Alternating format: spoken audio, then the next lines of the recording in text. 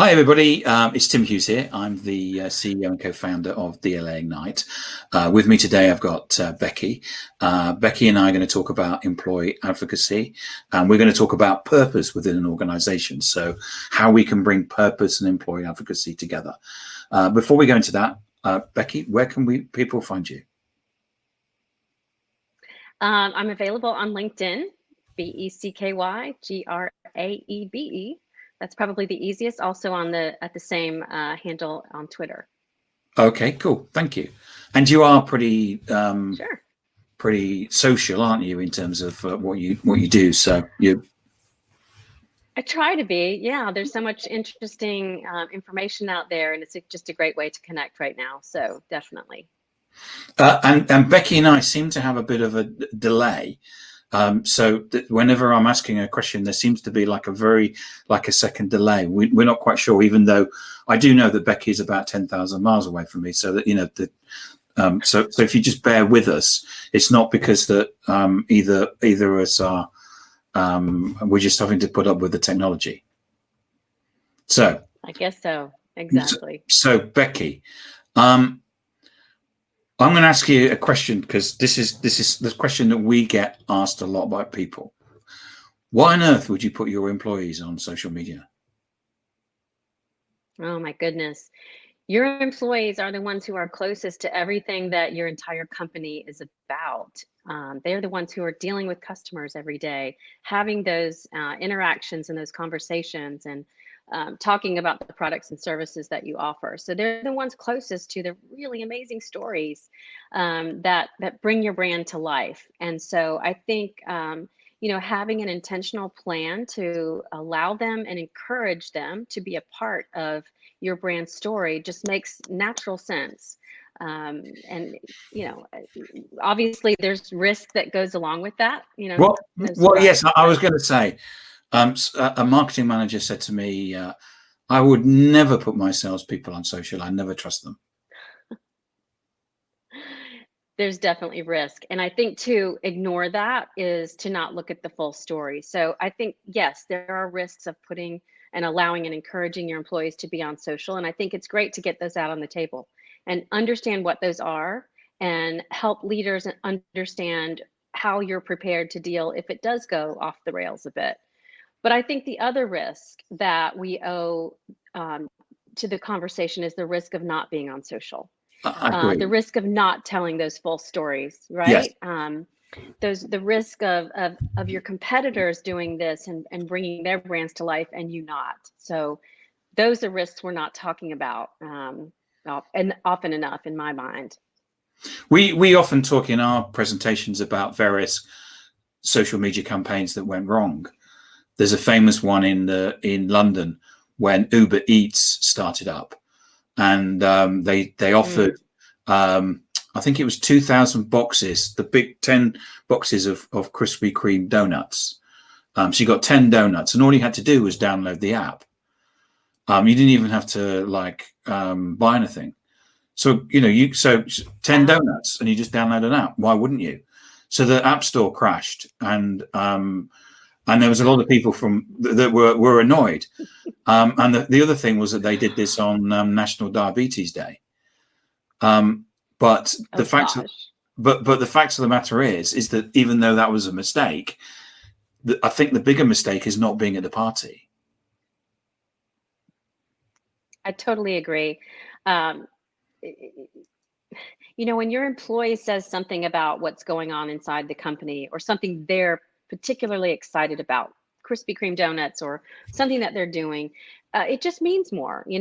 There's less suspicion. People want to know, how is this really going to work? Why should I be excited about this? And most of the time, employees will add a little bit of perspective from their area of the company that you just can't get with one, brand message or even a well executed campaign. You just get that authenticity. You can't in any other way. So I do agree that even there are going to be fails. We're going to stumble at times, and not think about or recognize the fact that it's National Diabetes Day. But I think, again, not to be involved, that's even worse. To be silent, especially in these times, to be silent, to go dark, says something about your brand, whether you like it or not as well. So better to have employees who feel comfortable, feel like this is a natural part of what they're encouraged to do as part of their role, so that they're prepared for opportunities too. And I think I don't know if you've seen it, but there's some research came out today. There's a guy in Singapore called Simon Kemp, and he produces a quarterly update on social media and the people that are on social media. Last quarter in July, there was a tipping point that there was now 51% of the world's population. It's now gone up from that, and in fact, you would expect, most people on social media, and it's kind of plateauing, and that in fact it's accelerating. I think what's happened with the pandemic is that more people have had to shift onto social media. So you're seeing more older people are moving onto social. I can't remember the figures off the top of my head. I usually have them written down, but they only came out this morning. So we are seeing this move to be online and to be on social accelerating. And so my question to you is, do you think actually that your employees expect it now? I hope so. They should expect it. I think this is part of, the whole um, brand of your organization. I don't think it has to be solely about your products and services and what you offer, but it's also about your employee experience and how are you encouraging your workforce to build their own credibility, their individual brand underneath the umbrella of your company brand, your organizational brand. I do think it's important to tell that full story. And for a lot of organizations right now, this is the way business is getting done. Hmm. So You're preaching yeah, to I think the church, yeah. I think that I work in the B2B world, and the way there's an expectation now. My background is selling large scale accounting systems, which I know doesn't sound that particularly interesting, but probably why I got into social media. But the fact of the matter is, from an early age, I needed to build trust with people very, very quickly. My background is new business sales, and when I was cold calling in the 80s, what you're trying to do, the technique that you used on the telephone was to build trust, and because you use the personality. And I still think that we're actually doing that, but we're now needing to build trust, but on social media. Would you agree? Completely. I look at examples like Pfizer, who are working, diligently to safely and speedily create a vaccine for COVID. Pfizer, the But their life science entire company. workforce, Yeah. but yes, pharmaceutical company, but they're empowering their employees to be a part of that. Now, not every employee of Pfizer is a scientist that's sitting in that lab doing the vaccine testing, but they're all part of the effort to create credibility and trust as it relates to credible information about the vaccine development and about what they can do to what everyone in the world can do to empower themselves with credible information around how we keep ourselves safe until that time. So I think that's a great example of everyone being a part of the message, everyone getting on board and aligned, although they're telling it from different perspectives within different roles. And is there any sort of around trust? Are there any reports or anything like that around trust and the things that we and the back up the fact that what prospects and customers are looking for are a trusted relationship? Yeah, I mean, of course, there's research pouring in everywhere. I think one of the ones that I refer to frequently is the Edelman Trust Barometer. There was a special report that came out in 2020 around COVID. And I think one of the most compelling stats among that is that 90% of people say that in the face of COVID, they want brands to be in a position to protect the well-being and safety of their employees. And if it means that they suffer big financial losses or whatever it takes to get through this, they want to know that that employees our employers are looking out for their workforce. So 90% is a pretty strong number. So they want to hear directly from those employees as to how that's going. What kind of flexible work arrangements are they allowing? How are you being supported as you care for young children, school-age children at home, or elderly parents? How are they protecting your mental health and well-being, and what new resources are they providing to you? People want to hear that directly from those that are impacted, not from the brands touting it. Doesn't make sense, right? So some of those stats, I think there was also another compelling fact within that talked about that, and this is an American stat, but 60% of Americans say they will buy or boycott a brand, based on its stance around things like racial injustice. Those are powerful numbers, and it doesn't matter what your, what a neat feature you have on your new lawnmower. We want to know how you stand in the way of racial injustice. So those are some important considerations for people that are in leadership positions within our organizations. And I think sometimes people get mixed up around content, because what often people think content is to take the corporate content and basically put that out through the employees. But as you quite rightly said, if a brand is saying, hey, buy my product because it's great, we know that every brand says that. And we know that they're biased. Whereas if we could have somebody in the organization saying, I work for Pfizer, and these are the 5 reasons why I feel empowered when working for Pfizer. That has such a powerful message from a sales perspective, from a marketing perspective, from a recruitment perspective. Different people could read that in different ways and act on it. Do you agree with that? Completely. And to your point, I don't know if you've seen it on social, but the CEO of Pfizer has come out to correct some things that were misinterpreted or shared inaccurately on the media. He's come out with a letter to employees, and that letter was then what was shared by all employees on social to say, we're so proud of our CEO for keeping things transparent around what's actually happening and empowering us to tell the accurate story to our friends and family. So I think that's a perfect example of where, the brand message is so powerful and so important and so impactful that it is told directly to employees first, as one of the first stakeholders that should know this information. You can still feel proud, you can still feel credible as an employee of Pfizer. Now, feel free to tell this message to the world. Right. It doesn't get any stronger than that. So we're here to talk about purpose. So what is it that, so we've kind of covered the ground in terms of employee advocacy and what's good and bad, but we all want to feel purpose. I think it's become one of the things that we're seeing that's come out of the pandemic is this sense of is a sense of purpose. And I think the world has changed a lot in terms of people's outlook, because I think that we measure things differently now. So what is it that what do you think that we should be doing in terms of how should an employee feel purpose, and how should they, and then communicate that to the outside world? Well, I think one of the places to start, of course, are the obvious places. I mean, what are we about in terms of, our sustainability efforts, our the causes that we support, the way that we're involved in the communities where we do business.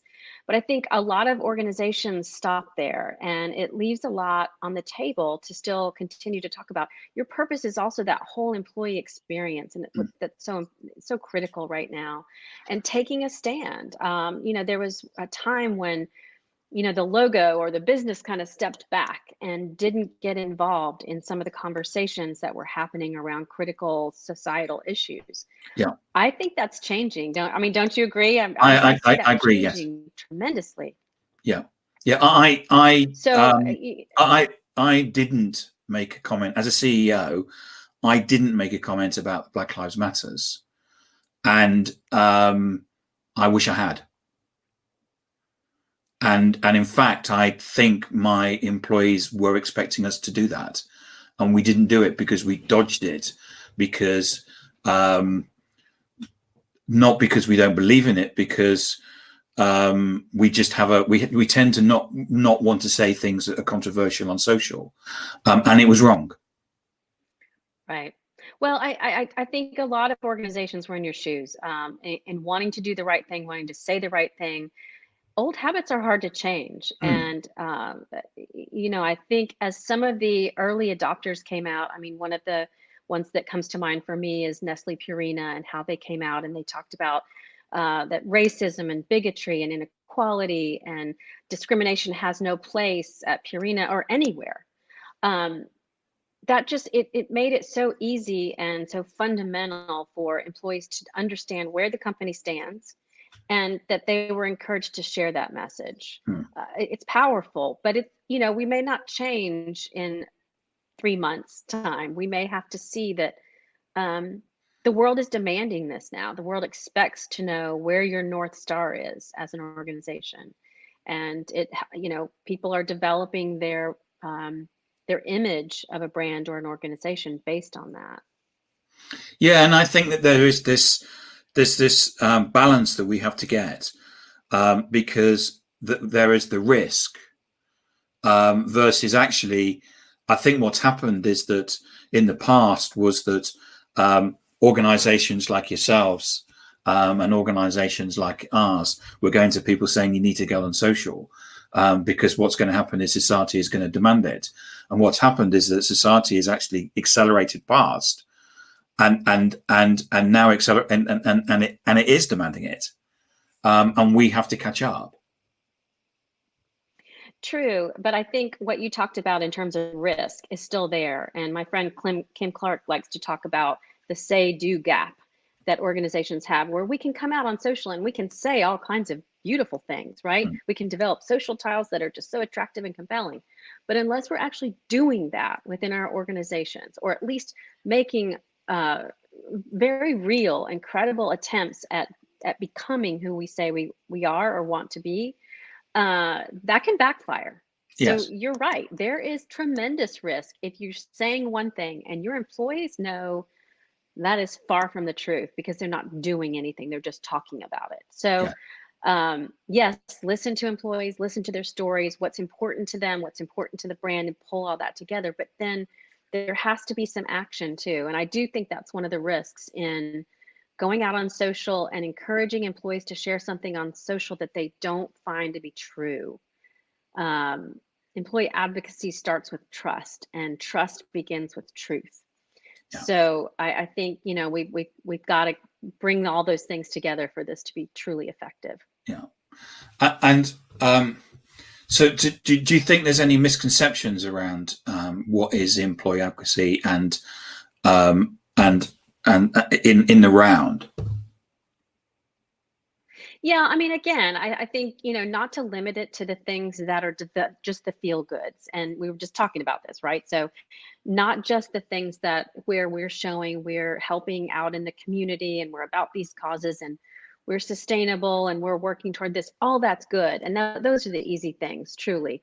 But I think being able to talk about those difficult issues in society, being able to take a stand, I think employees can add incredible depth and breadth and story to that, where they see this happening within the organization. So I would encourage them to not just share the content that you feed to them and say, share this, but encourage them to put their own message around that, and perhaps write a LinkedIn post that speaks to this issue that we're all agreeing is important to us, but put it in your words and through what you've seen with customer interactions and just your own life experience. We want that. We want those stories. We want your expertise. We want your insights. We don't want you to be robots out there just, hitting the send button. We want to see who you are underneath. Yeah, we built a pyramid of content, with which at the top is the content that gets the most engagement. And always the content that gets the most engagement is humanized content. It's about individuals. I totally agree. Yeah. And if you Sorry, that little delay is getting us, isn't it? If you've looked at some of the LinkedIn data, they've identified that words like support and help and people and engage, are getting the most engagement. So, and employees, it's another word. So I think really owning that and letting them speak to what this time looks like for them in the context of what's important and what your business objectives are is where the sweet spot is. So in terms of organizations, if they're going to go with this, where do you get the budget? Yeah, great question, because I think there's still, talk about misconception. I think there's still a misconception out there that if employees are going to do that, that's great, let them go at it. But what we've seen anyway in the customers we work with at Dynamic Signal, and certainly the customers that I admire, or the organizations I admire externally, have much more of an intentional effort. So, especially right now, most companies aren't coming in with extra money to spend. So I'm seeing people pull from traditional advertising to do this. I'm also seeing folks that are pulling from traditional talent and acquisition efforts and letting employees represent the employee experience to attract the best and brightest to their organizations. I think just finding ways to giving employees more support in how to do this well and how to do this authentically. It's just going to be more credible than anything else you might be thinking about doing in terms of traditional corporate PR. So looking at those budgets to pull from. So if you, we talked about this when we did our preparation call, which is we have a friend over in Mercer, don't we? The Human Resources Management Consultancy. Oh, yeah. And I had Danielle on the Tim Talk, and unfortunately I had to wait until about 50 minutes to get it out of her. But she actually said that the brand, it's a big brand. And it generates a certain amount of business, but they have a policy of putting their employees on. She's only expecting to put 10% of the employees on, but that's in the areas where they have their employees engaged and empowered, they will make 3 to 4 times the revenue from the employee advocacy. And right now, in the current pandemic, where pipeline is so difficult to get, that's a business case. Absolutely. And I think that's part of it. Danielle and Mercer, they have an incredible program, and it's because they put intention around it and empowered employees to tell their own stories around the business drivers that are important to the organization. But they've, there's education, there's support, there's a platform to help them do this and measure it so that individual employees know the impact of their efforts. And it's not just kind of going out into the wind and we don't know how this is helping the organization or not. But then collectively, Danielle can also take a look to see what types of content, what topics are resonating with employees and what they need to do more of and do less of. So I think it's a smart way to look at employee advocacy as a very, very powerful business channel that deserves the business case for doing this, especially right now, as you mentioned. More and more people are looking to social to make their mark and build their thought leadership. So yeah, I would agree with that.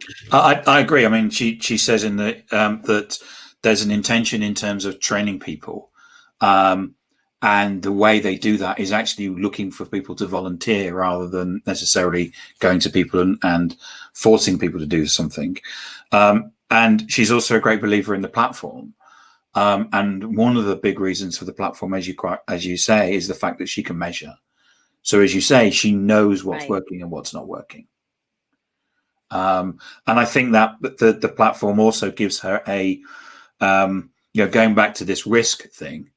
What we don't want is the Wild West where anybody can do anything. There needs to be an element of control, and the platform helps. In the platform and the intentional training provides that control. Yeah, I mean, to be able to see when someone shares a piece of content and alters what the share text is and see what their comment is, it's twofold. One is to make sure that something doesn't go awry, or perhaps there are people who are new to social and there are certain words that you don't want employees using. I think about like our friends in the financial industries. They don't want the word guarantee used with their products. Yeah. It's terrifying, and doesn't represent who they want to be. So they can block those words from being used so that someone doesn't accidentally do the wrong thing. But I think it's also an opportunity to recognize those that are doing social well. I mean, one of the best ways to teach one employee how to do this is to show them what a colleague is doing, and examples of how someone took this content and made it their own, with their shared text, to say, I know about this and here's what I'm seeing about this offering from my perspective. It really, I think it makes a big difference to be able to show them. But yeah, I mean, the bigger thing is just to get those analytics and show what the earned media value is, and be able to make that business case that this is not just kind of a fluff side fun thing. Yeah. This is impacting the bottom line. This is driving people to our website. This is driving people to our webinars right now. What are the things that we're interested in doing right now in this moment? Let's build something around that allows people to help us do that. Yeah, and I think that's the thing. What we see a lot is that people still think that social is some sort of tactical thing. It's posting pictures of cats and posting pictures of your lunch. And actually, there's a real business reason and a strategy that should be behind this. And we're seeing, the figures are out that the people are on social, and the number of people on social accelerating, and it's just going to get bigger and bigger and bigger. And I think now's the time to make the jump. I totally agree. I mean, I think if it's not part of a true employee advocacy program, not just a platform and not just a good idea, not just allowing it, there's a difference between allowing it and encouraging it. But if it's not part of your plans for 2021, 2022, you're crazy. I mean, this is the way people are learning and getting the information, right? And I think it's with so much out there right now between these different research reports and the number of people moving to social to help educate themselves before making a buying decision, it's where we need to be. And if we can empower our employees to be a part of that, while at the same time building their own personal credibility as a thought leader in this space, whether that be, I know ice cream, or I know, AI.